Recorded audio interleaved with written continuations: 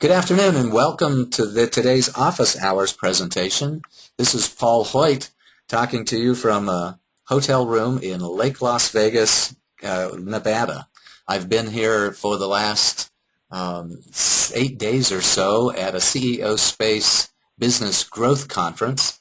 It is my 49th CEO Space Business Growth Conference. I want to do something special the next time for my 50th anniversary or 50th conference that I have attended with. I think that marks a pretty big milestone.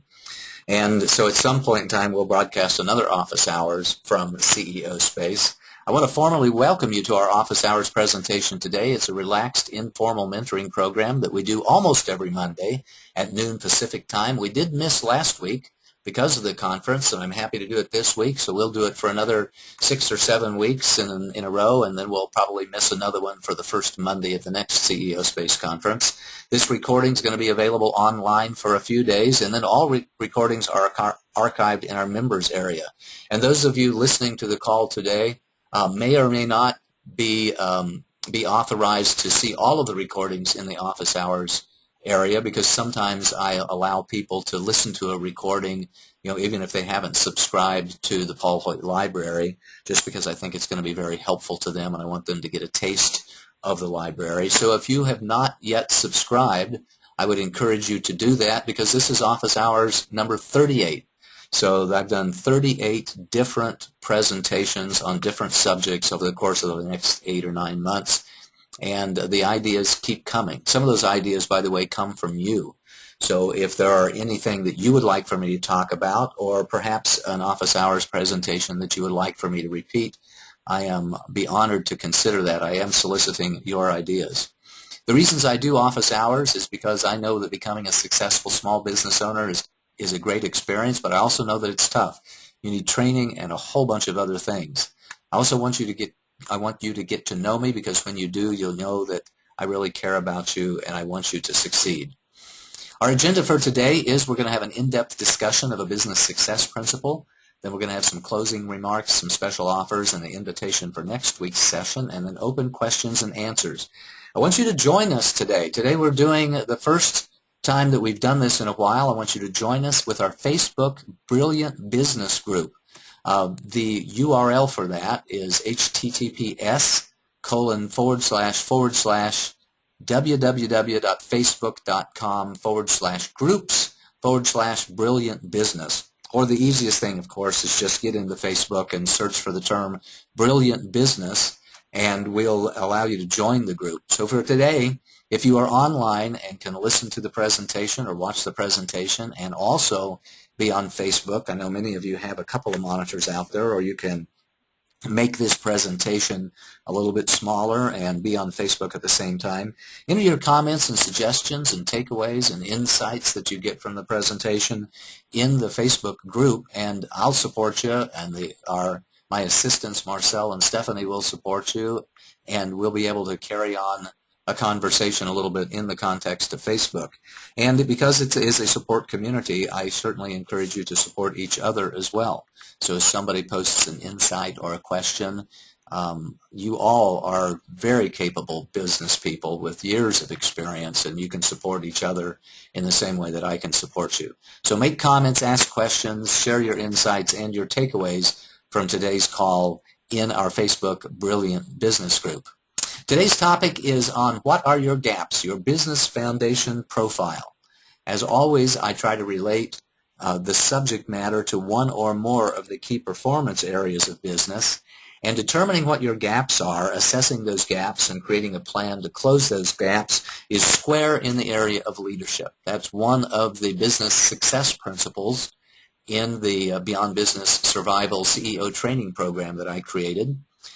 Is one of the fundamentals of leadership is that you have to identify your gaps and then put programs in place and systems in place to close those gaps over time. And it really isn't just about leadership, it's about all of the key performance areas. Because when you're a CEO, you have responsibility for every area in your business, each one of the key performance success areas of business. and periodically going through and assessing your strengths and your weaknesses in each department, each functional area, each key performance area of your business is critical to developing a strong foundation for your business and developing a business that's sustainable and scalable. Our agenda for today is we're going to talk about the biggest challenge in business. We're going to review a little bit of what we talked about in the last office hours session, your business complexity profile. We'll talk about the process of discovering your gaps, go through a lot of sample business foundation profiles, and then we'll sum it all up with a little bit of a bottom line. But first, let's talk about the biggest challenge in business. This is the biggest challenge in business that I see, and I see it that almost every business owner has it, and that is, here's what you think the job is. You think the job when you're starting out a business is going to be, 90% doing the things that I love to do, but what the job really is about 30 or 40% of what you love to do and 60 or 70% of your time spent on all of the other things. If you go into business to be a coach, what you really love to do and what you want to do is coach other people, but what you really get to do is sales and marketing and financial management and product development and customer service and operations and variety of other things in leadership. You get to take responsibility for all of the key performance areas of business, and if you're lucky, you get to spend 30, 40, 50% of your time doing what it is that you really love to do. And that's not the whole picture, because when you first start your business and you don't have any clients, you get to spend exactly 0% of your time doing the thing that you love to do and want to do all of the time because you don't have any clients. So it's all about marketing and sales and product development at that point in time. And one of the things that a lot of business owners don't recognize, that as you grow your business and you scale your business goes from, I'm doing nothing, I'm spending 0% of my time doing what I love. Gradually, as we begin to find more clients and our marketing and sales programs begin to be more effective, we can spend 30, 40, 50% of our time doing what we love. But then as your business scales and you shift your daily activities from doing the work to managing the work being done by others, you may find yourself, as the business gets bigger, that you fall back and when you've got 6 or 7 or 8 coaches on staff, maybe you're only spending 10% of your time being a coach yourself. So being a business owner is much different than being a consultant or a coach or actually doing the things that you love to do. And I think that's the biggest challenge in business, is people take the job of being a business owner without knowing what the job is. They struggle to survive while they are trying to figure everything out. And then gradually they get to do what it is that they love to do, and they hit a threshold that stops them from being scalable in their business because they don't want to stop doing what it is that they love to do. And they have a challenge shifting from the owner-operator mindset or the technician mindset into the mindset of a manager, which is achieving greatness through the efforts of others.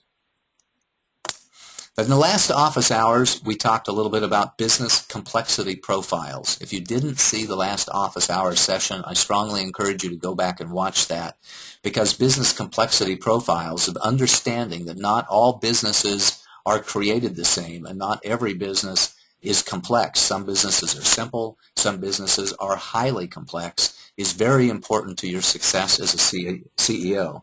So we talked about a lot of different businesses, from a hot dog stand to a medical device company to a consumer products company to a coaching company to consulting for the government, and talked about how they differ in complexity, and reviewed a lot of complexity factors in each one of the key performance areas of business. So again, if you didn't have the opportunity to listen to last week's office hours presentation, I encourage you to go back and listen to that, because before you can assess your gaps, you need to know what the job is in each area of business. And just for a little quick review, we took a look at a coaching business last week, and actually it was 2 weeks ago, but in the last session, and we reviewed how a coaching business was very low in complexity on leadership, but you did have to model effective leadership for your clients. The biggest challenge in coaching is marketing and sales. how to differentiate yourself from all of the other coaches, and how to sell something that has intangible value. So there's no guaranteed value when you're selling a coaching business or selling a coaching service. It's not quite the same as selling a bottle of water to somebody who's very thirsty, or selling a new car to somebody that really needs to get from point A to point B. There's a lot of tangible value in those products, but because coaching is a service, there's intangible value in that. So it's a little more complex in the area of sales. It's not very complex in financial management, although typically you're taking credit cards and you might have installment payments. It's not very complex in the area of operations because really the only thing you have to do is keep track of your schedule. Very low complexity in the area of product development because you can learn to be a coach for like $97 and in 8 hours. There are coaching certification programs out there that will give you the basics of being an effective coach very, very quickly. But it is high touch, so it's fairly complex in the area of customer service. And if you're a personal coach or a life coach or a spiritual coach, you may run into clients that are going through some tough times in their life. So it takes a little bit of effort and skill in order to handle those tough situations. So that's what a coaching business looks like. In our example last week, we talked about a young lady I called Nurse Nancy who wants to be a coach, but she doesn't have a lot of experience. She has some major gaps in the areas of marketing and sales and financial management and a little bit in product development. No gaps in the areas of leadership and operations and customer service, but generally nurses don't do a lot with marketing. They don't do a lot with sales. They don't do a lot with financial management. So there's some real gaps in there that they needed to learn. The way that we discover the gaps is by going through the process of discovering the gaps with a tool like a business foundation profile. To discover your gaps, you first understand what the requirements are and the goals that you want to achieve, what the job really is, and then you can know where you are relative to the requirements of the job, and then you can fairly see your gaps. This is a very classic management consulting practice, by the way. Management consultants, whether we're working with startup businesses or working with businesses that have $1 billion in revenue, one of the very first things that we usually do in a management consulting engagement is to understand where the gaps are and do a gap assessment. One of my colleagues, Dr. David Corbin, wrote a book called Illuminate, which is just about that, and the book was focused on corporate America, and he's made a career out of helping very large companies illuminate the negative and embrace it and do something about it.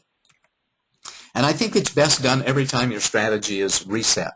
So for young companies, you may reset your strategy every 90 days or so. For larger companies, they typically do an annual strategy review and then quarterly strategy check-ins to see whether or not you are in fact meeting the goals that you set out on an annual basis.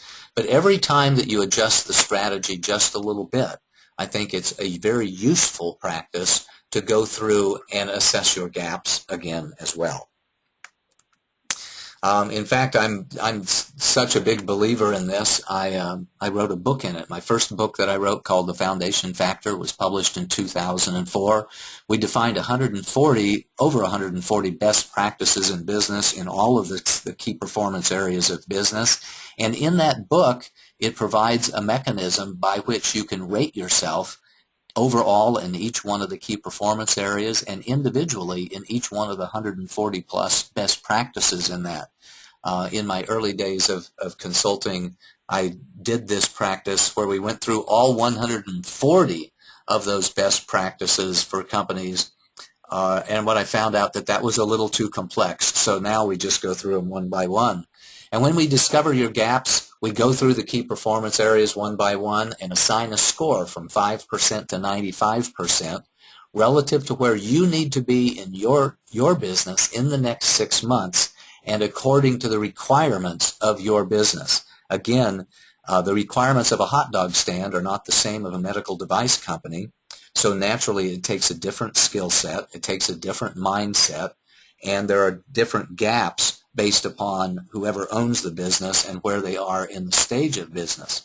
And then as we discover the gaps and go through the business foundation profile process, we brainstorm next steps in each area.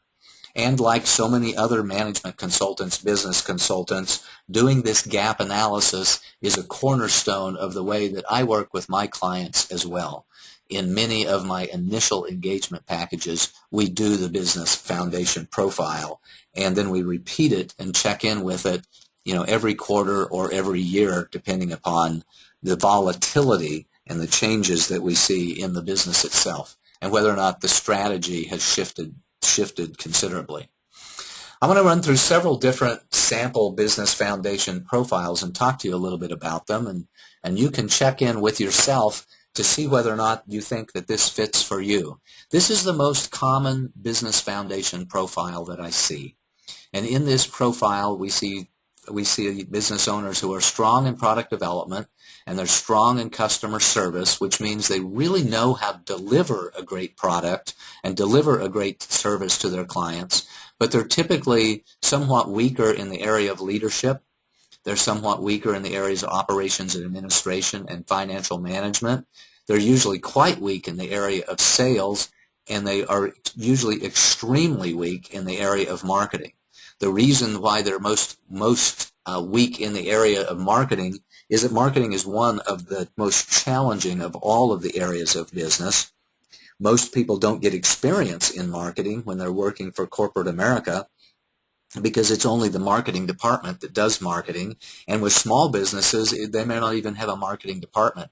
It's not uncommon for all of the marketing functions at a business up to $1 million or even more than that in revenue to be outsourced. We hire outside marketing firms to develop our market strategy, our branding strategy, all of our marketing collateral, to design our core marketing messages, our advertisements. So many people who work for years and years and years in corporate America hardly understand what marketing is, and they have no experience in this area. And that's why marketing is one of the most challenging of all of the key performance areas, and why most people have considerable gaps in the area of marketing. But we see different flavors out there. I'm going to show a couple of different other flavors that I see in a common way with business owners. One of them is the engineer's profile. Typically somebody with an engineering mindset, somebody who is very focused on developing a product or service, will be very strong in the area of product development, but they might not have a lot of high touch. So they might be weak in the areas of customer service. They're probably usually a little bit strong in the areas of leadership, operations, and financial management, and they may be strong in the scientific or the analytic areas of marketing, but they're typically weak in the area of messaging and graphics and about half of marketing. And engineers have a tendency to be very weak in sales. I know sales and marketing have been my big personal challenges in being a business owner, because I was a software engineer for a long, long time. I programmed computers and did all kinds of other things in the area of information systems from 1970 through 2001. And I started learning the art and science of sales in 1990 or so, and I just feel like now, 20 years later, 22 years later, that I'm finally to the point where I would consider myself to be a decent salesperson. It's a huge mindset shift from being very analytical and step-by-step and prioritizing and sequencing to being someone who's very effective in sales and who can shift to having value-focused conversations with other people. So you may find yourself to have those challenges as well. You may find yourself to have an engineering mindset.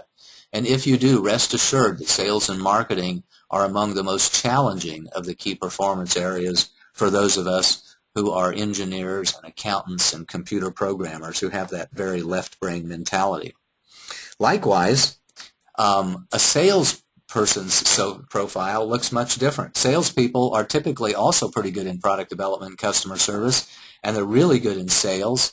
They have the same gaps in the area of leadership and the same gaps in the area of marketing, but people who are highly focused on sales typically don't have a strong implementation capability. So they're typically weaker in operations and administration And that's because they're not very clerically gifted. They're typically verbally gifted, and they're very persuasive people, but they're typically not clerically gifted, and they're typically not gifted at all in the area of financial management. So I've coached and consulted with quite a few people who have years and years of sales experience, which can be extremely valuable when it comes to business, but they will typically have gaps, the significant gaps in the area of implementation and operations, and significant gaps in the area of financial management. They really need to hire bookkeepers and a CFO to make sure that they are managing the nuts and bolts of the business correctly. I'm going to go and look at a couple of different actual business foundation profiles that I have done for other businesses. The one that we took a look so far, the common business foundation profile, the engineer's profile, and the sales profile, are kind of summaries of all of the different companies that I've worked with. And I've done, by the way, hundreds of business foundation profiles for my clients because it's one of the mainstays of every consulting engagement that I have. So I do it with almost every company that I engage with. And I'm going to show you examples of 3 of them. Here's one of the weakest business foundation profiles that I have experienced. This was from a lady that I worked with several years ago who had 20-plus years experience in corporate America, but she really didn't have very much experience that was relative to creating and starting a business. Her strongest area was leadership because she had managed a staff of several people, and she understands a little bit about how a leader needs to be a role model and how a leader needs to define and achieve goals. But what she didn't understand was about creating an effective business model because that wasn't her job. It had never been her job. Her job, and somebody else was creating the business model for her in corporate America. Her job was to run her specific department. So she had a little bit of experience in customer service in terms of dealing with other departments at her particular company, a little bit experience in product development because there was some interface with an engineering department and a market department. Her operations were not very sophisticated or complex, so she only had a little bit of experience in operations and administration, almost no experience in the area of financial management, no experience in the area of sales, although she had participated a little bit in the budgeting process and she had some budget responsibility and had participated a little bit in some sales processes, and she knew that sales was something that she needed to get good at, but virtually did not know what the term marketing meant, didn't know what marketing was differentiated from sales, and had absolutely zero experience when it came to marketing, of defining value propositions, of understanding which market segments you needed to address, of branding the business, of lead generation, of pricing and packaging your products and services, of working in channel relationship and alliances and partnerships. Those are all the functions of marketing, and she had no experience at all with any of those areas of business. So consequently, this lovely lady was somebody that I just, adored. She was extremely intelligent and had been very effective in corporate America for 20 years, but had significant gaps when it came to starting and growing her own business. The second profile I want to show you is much different. The second profile is very strong in 5 of the 7 key performance areas. They were at 75% effectiveness and more. That's because this foundation profile was created from a person who had been in business for over 20 years, had their own business, and were considering opening up another business. But they had a lot of experience with product development, a lot of experience with customer service, a lot of experience with leadership. They were a great salesperson and great in financial management. A little bit of weakness in the area of marketing in terms of defining value propositions, messaging, and packaging and pricing their new products and services. And they were just a little bit of weakness in the area of operations administration. The reason I show you this is because I want to tell you the rest of the story. The rest of the story is that in spite of all of the strengths that this business owner had, the new business that they jumped into was not successful. And the reason it was not successful was because the marketplace did not want to buy the new product and service at the price point that they were able to deliver it. The dog did not eat the dog food. The customers did not sign up for the product. And as we talked about a lot in the office hours session that I did on the lean startup methodology, it's very difficult to predict market response. So we want to engage with the marketplace as quickly as possible, listen to the marketplace as actively as we possibly can, adjust our product strategies. In lean startup term, that's called a pivot.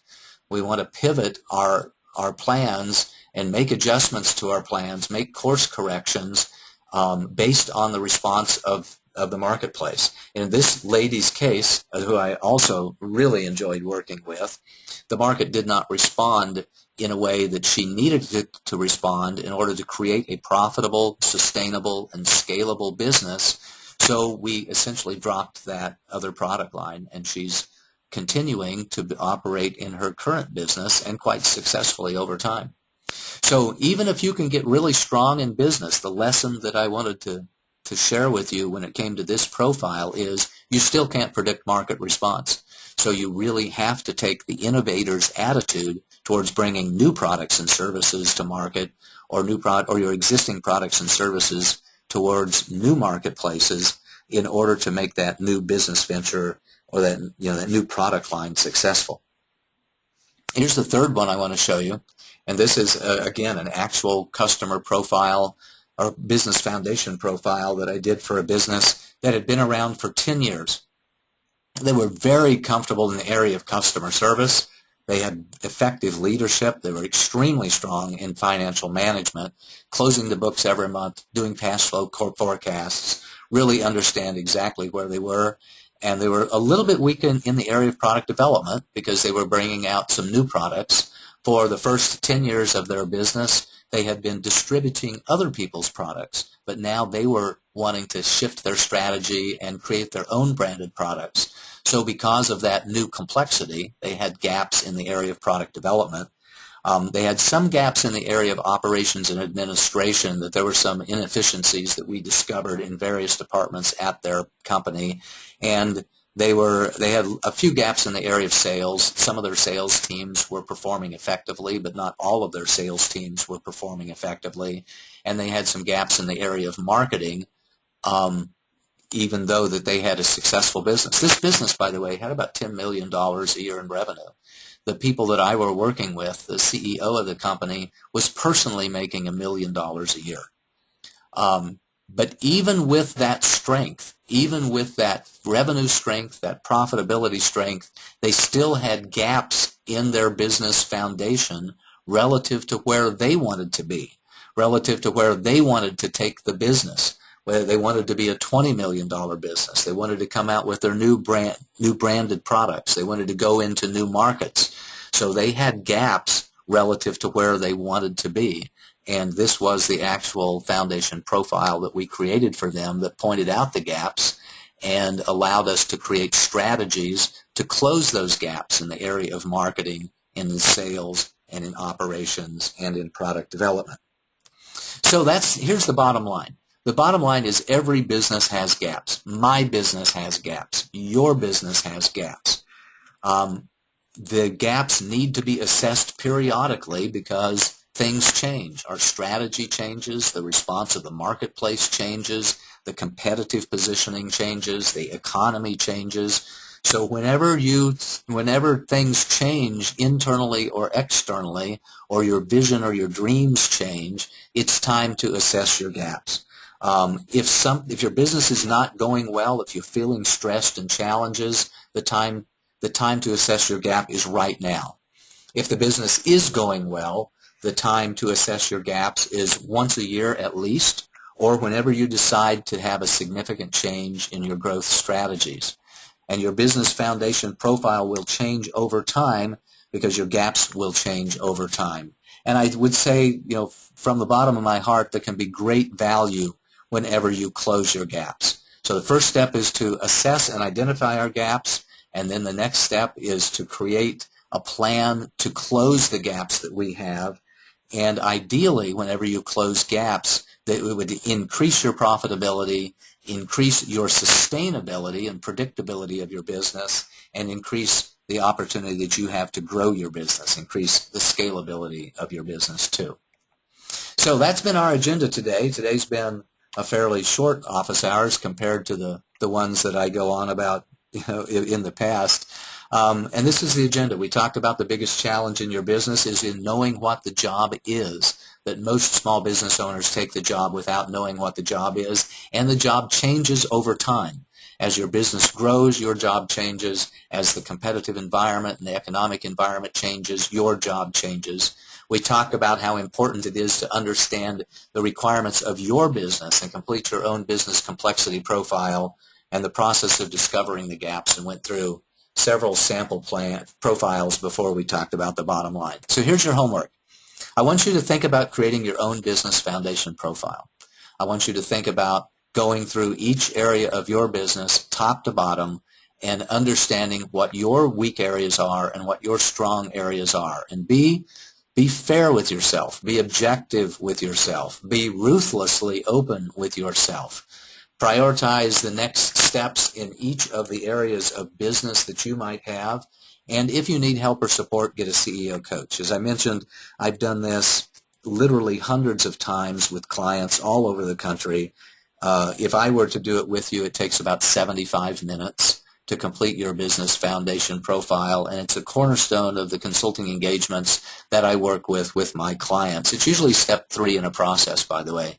Step 1 is to really understand what the business is itself by completing a business clarity questionnaire. Step number 2 is to take a look at your long-term growth strategy, usually with a phased growth strategy approach. And step number 3 then is to complete the business foundation profile so that we understand your gaps and can complete plans to close those gaps and understand what the money requirements are, the cash flow requirements of completing those gaps over time. So we're going to have open questions and answers here in just a minute, where you'll have the opportunity to make comments and ask some questions on the topic of the day. I encourage you again to post those in the Brilliant Business Group so that you can get support from not only me, but for other members of our support community. After we talk about questions that are relative to today's topic, that we'll open it up and let you talk about any other issues that you might have. I really want you to tell me what your biggest takeaways are and what insights that you gained from the presentation. And again, post those in the Brilliant Business Group and tell me what you're going to do.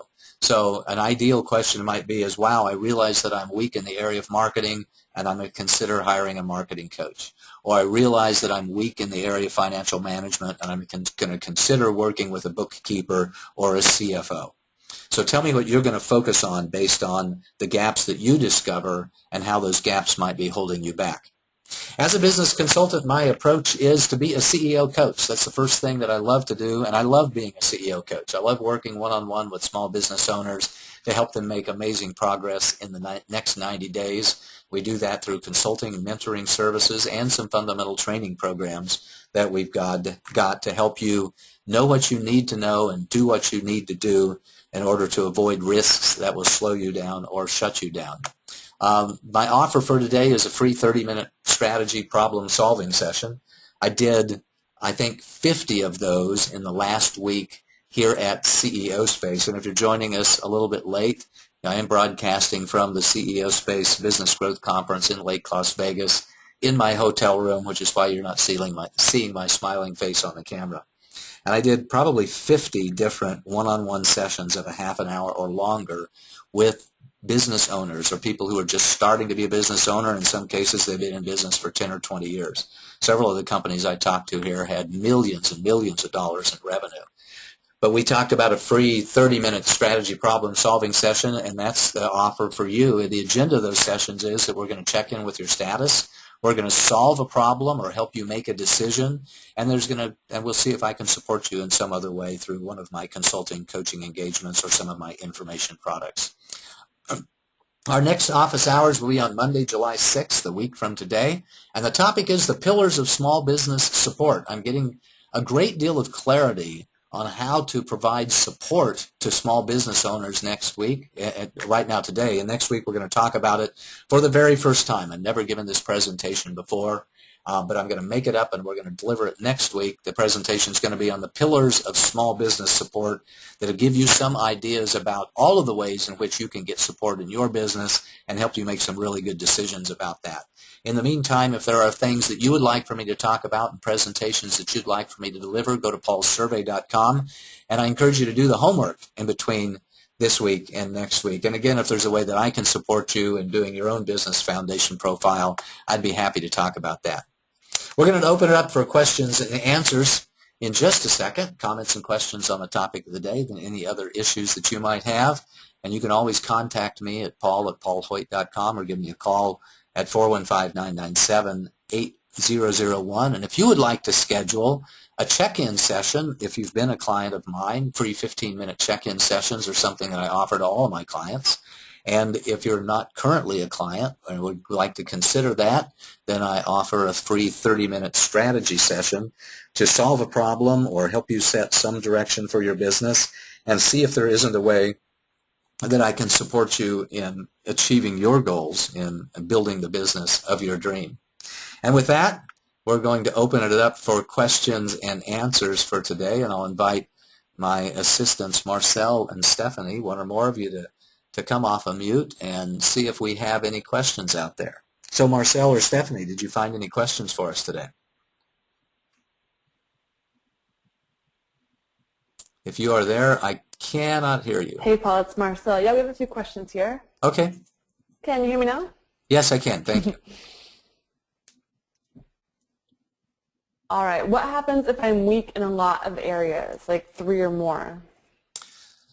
You know, and we do find people that are weak in 3 or more areas out there. It's really about prioritizing. You know, what do we need to do to give you the very best chance at massive success in the short term?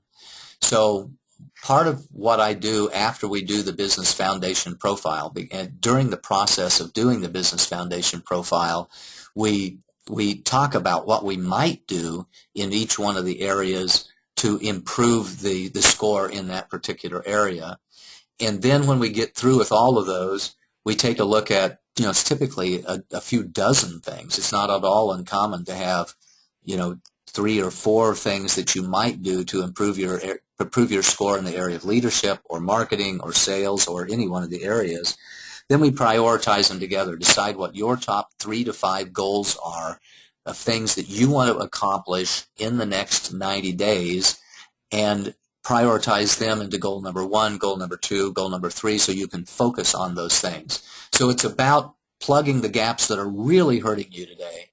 It's about taking advantage of the low-hanging fruit opportunities that you have today and prioritizing based on your specific business. So it's a process that we go through. I can't really say that, you know, there's any one particular rule of thumb other than, you know, one of our focuses is almost always increasing revenues. Is there anything that we can do in the next 90 days to dramatically increase revenues? Products that are selling for you, lead generation channels that are working for you, that we can leverage the strengths and the successes that you've seen in your business, and also plug up, shore up anything that's just, you know, that's bleeding you dry.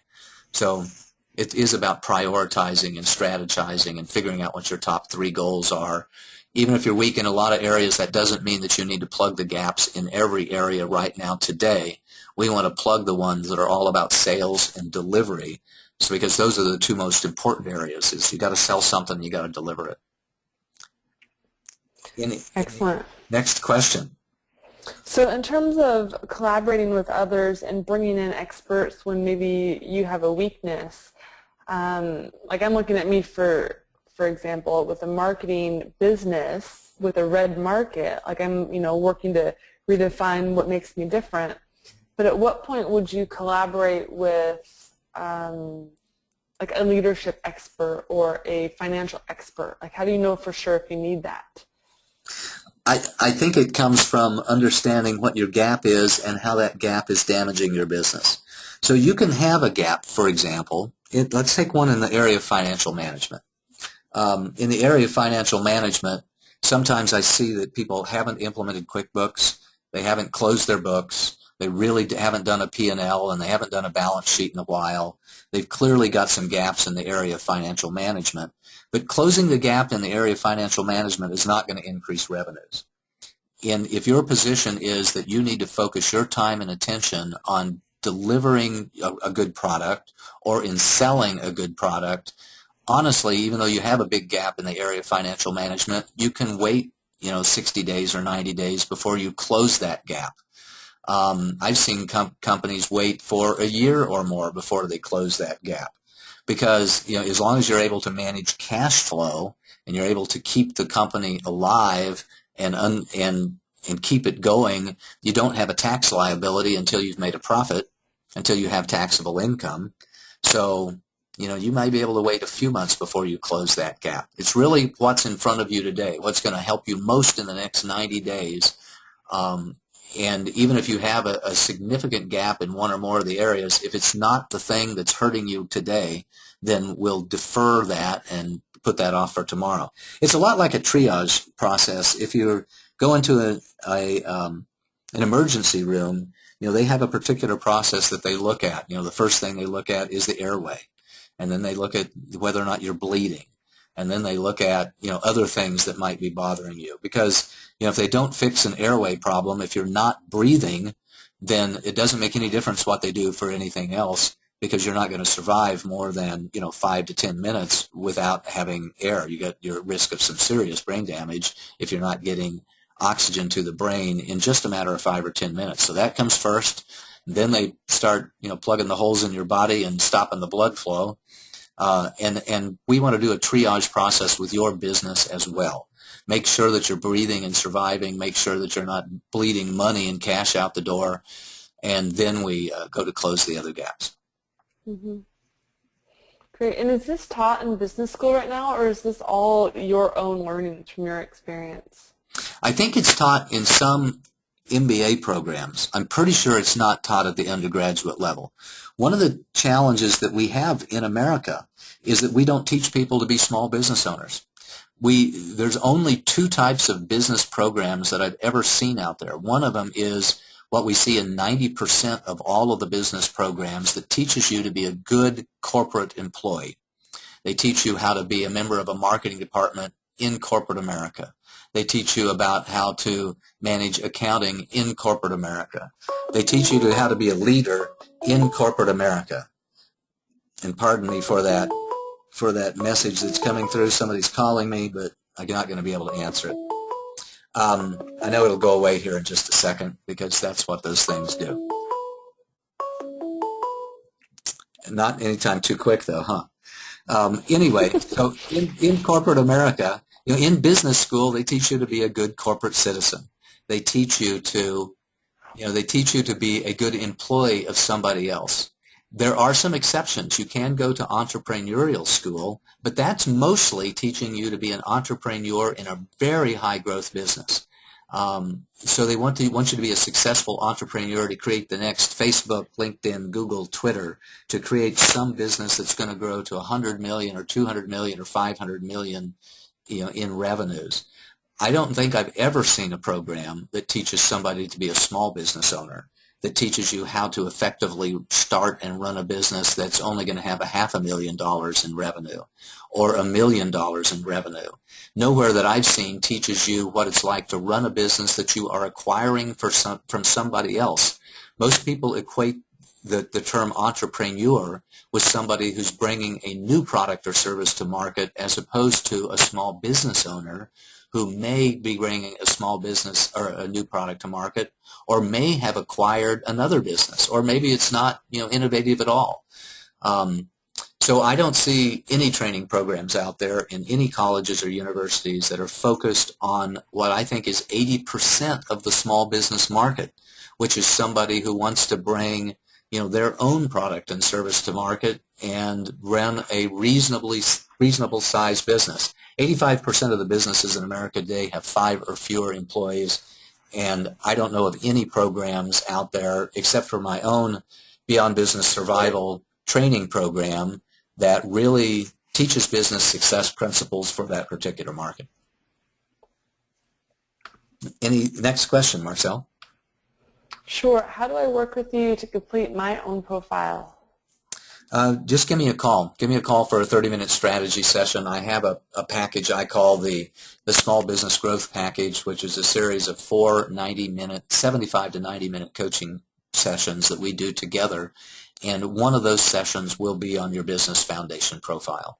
There's a lot of flexibility what makes up the 4 sessions, but what I find is that having those 4 90-minute sessions with an experienced, talented business consultant who really cares about you will really help you get grounded in your business. So one of those sessions is almost always on a business complexity profile and a business foundation profile. The other sessions are helping you develop your 90-day growth plans and assessing your priorities and making good decisions as to which ones of those gaps you're going to close first and which ones you're going to do after that. And then we also typically do a budgeting session in that so you understand what the financial implications are to closing those gaps. So just give me a call or give me a text at 415-997-8001 or go to schedulepaul.com and find a time on my calendar, and we'll have a conversation about how I can support you with that. Okay, excellent. Thank you. And are there any more questions from the audience? Feel free to send those in now. If not, I think that's all we have from today. Okay. Stephanie, I know that you're there. Do you have any questions for us before we exit for today? And if by the way, if you don't have any questions on the Business Foundation profile, this is the time that we open it up to talk about anything and everything relative to business. If you'd like to talk about business or any other subject that you would like to as well. So you can raise your hand or put in a question, and we'll hang on for just a little bit before we exit and wish you all a very good week. As a reminder, we're going to come back to our next office hours on next Monday, July the 6th. We'll be talking about the pillars of small business support. It's a first-time presentation. I've never done this before, but it's really starting to be very clear to me all of the ways in which small business owners need support in order to start and grow a business successfully, to build a strong foundation for their business, to build a business that's profitable, sustainable, and scalable. And I'm really excited about bringing that new subject and new presentation to you next week. So for those of you who are on the call today, and for those of you who are listening to the recording, be sure to join us again next week. And until then, this is Paul Hoyt wishing you a most marvelous and prosperous day. Goodbye.